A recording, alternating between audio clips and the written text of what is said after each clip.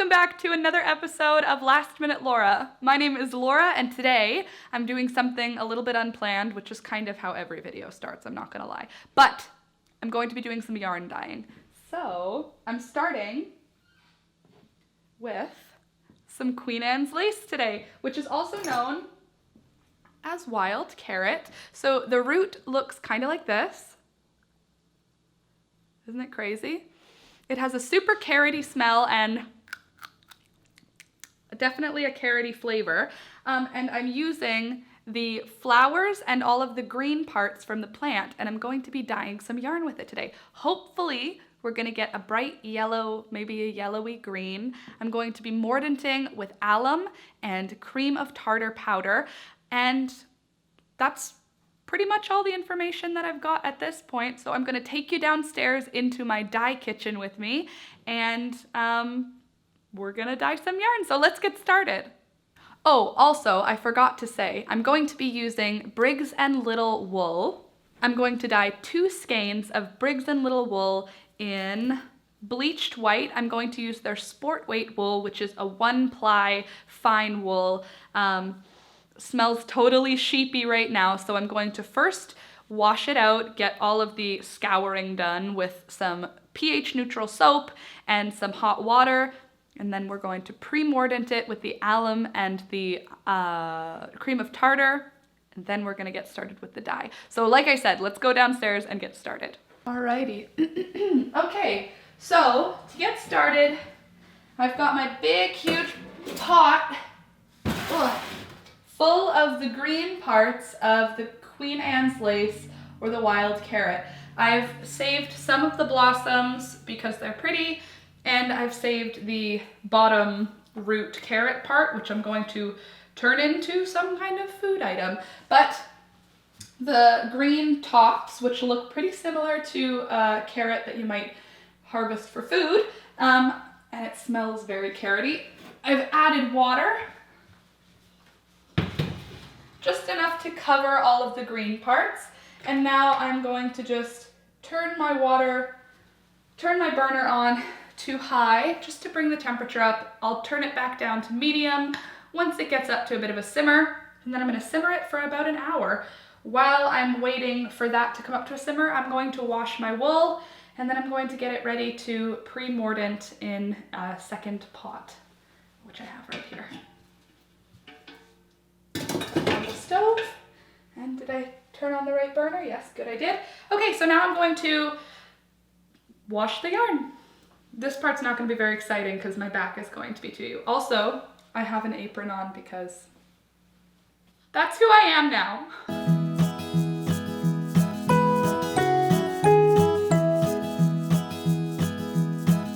So I just went outside for a little harvest while I was waiting for the water to come up to temperature.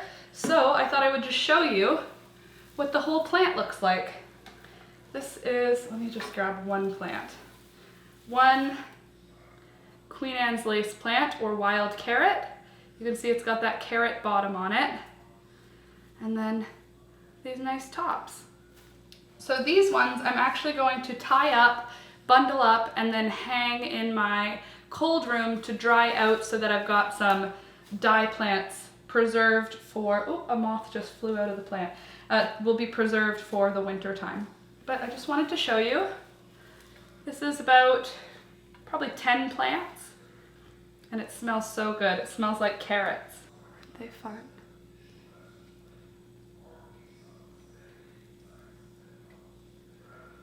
On the flower side. Okay, so the wool is now totally scoured. All of the oils that are in the wool seem to have mixed in with the soapy water, and the soapy water has taken on a bit of a dingy color, which is good because that means all the oil has come out of the wool. So now I'm going to take the wool out of this big pot of water. I'm gonna rinse it out, and then I'm going to mix up my mordant. So I'm going to be using about a tablespoon of cream of tartar and just a little over a tablespoon of alum powder. those are just my measurements. Definitely check online if you're going to be doing natural dyeing with alum and cream of tartar, because I'm just going with what I've been doing. But yeah, to begin with, I'm going to wash out the yarn, get all the soap out of there, and then I'm going to get it sitting in the mordant mixture for about an hour before I start thinking about dyeing. I'm gonna also turn my heat up just a little on the plants because it hasn't even reached a boil yet. It's a lot of water in there. But yeah, that's the next step, is getting the wool washed out of all of the water and soap and then transitioning into the mordant. And there we go. So now it's gonna sit for another hour, hour and a half for the mordanting to take place. Not really knowledgeable yet, but basically it's gonna sit in there for another hour, hour and a half. The wool will sit in that water, and then the plants by then should have released all of the pigment. The plants will have released the pigment, and then we'll see what we're working with to dye that yarn. All right, so now that we've got, ooh, that's a hot lid.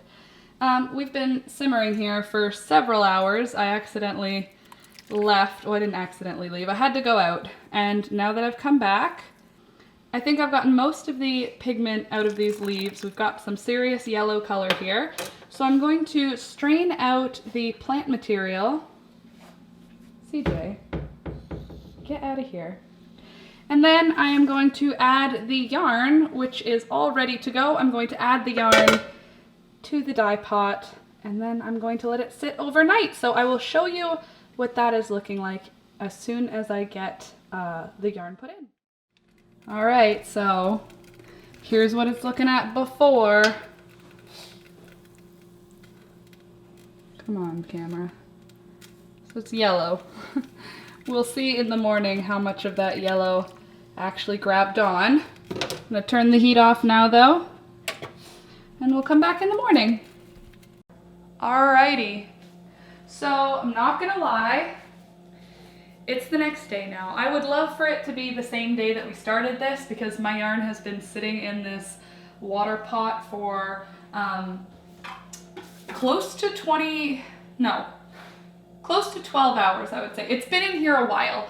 So I'm gonna get the yarn, hold on. I'm gonna get the yarn out of the pot and I'm gonna rinse it out. At this point, it's looking pretty yellow, which makes me happy. I'll show you from there. Isn't that beautiful? You probably can't tell yet, but it's okay. I'm gonna give you really clear, really clean overhead shots of the final yarn. So I'm gonna rinse all this yarn out, rinse all the color out of it, and then I'm gonna hang it to dry, and I'll probably hang it for 24 hours, and then I will show you what we are left with. So at this point, it's just mostly just yellow. Nothing too exciting yet, because it's wet, which is not going to be the final color. So I'm going to wash it out, like I said, and then from there we will let it dry, and then you'll see.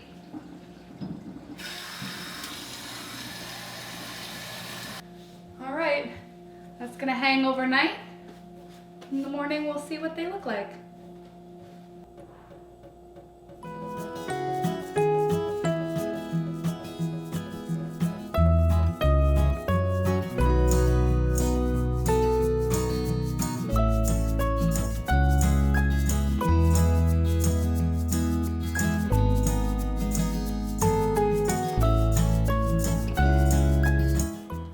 Friends, it is time for the final reveal.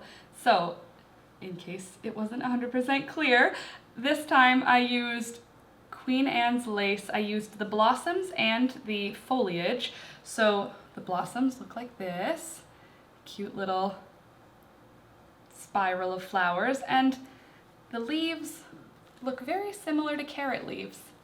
And if you pull it up straight from the bottom, it smells just like a carrot. Just thought that was something pretty interesting. So this is what we started with. Briggs & Little sport weight wool in bleached white. And look at what we got. It is such a happy yellow. I'm really happy with this color. I think it might be the second brightest yellow I've ever made. I always love dried onion skins. Yellow onion skins yield the most bright, beautiful yellow. But in this case, it has an almost alive, like a highlighter. There's a slight green tinge to it. I dyed up 2 skeins with the Queen Anne's lace, and you can just see how amazing this color is. I'm so happy with it. I don't know if I'm going to sell this one or if I'm going to keep it. So check on the shop, www.lastminutelaura.ca.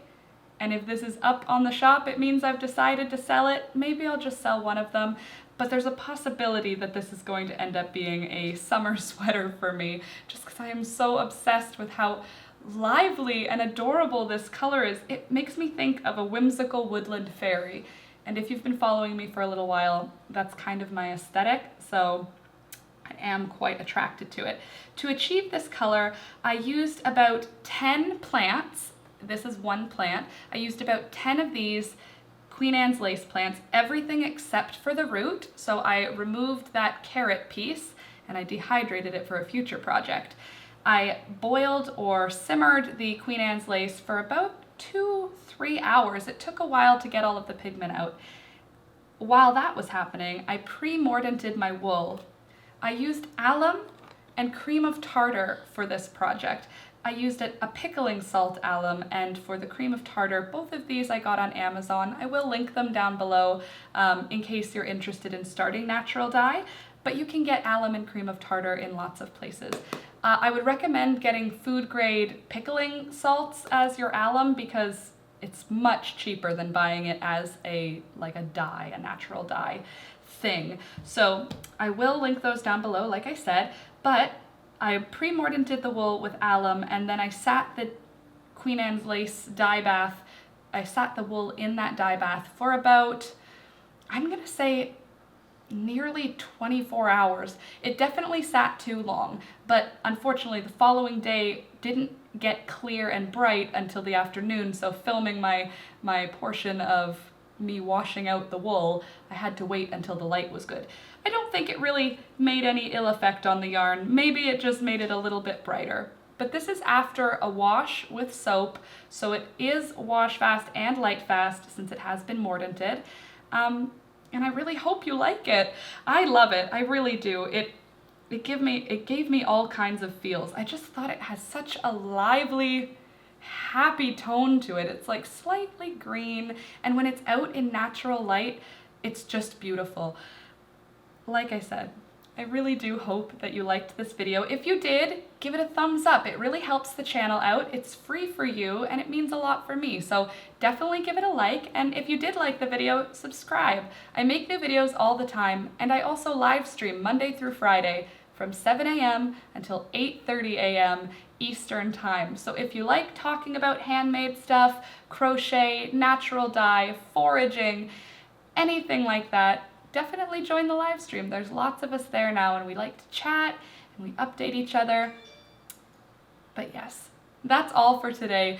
So I really hope, again, that you liked the video as much as I did, and that you liked this yarn as much as I do. And I'll see you again next time. Thank you so much for watching. Bye!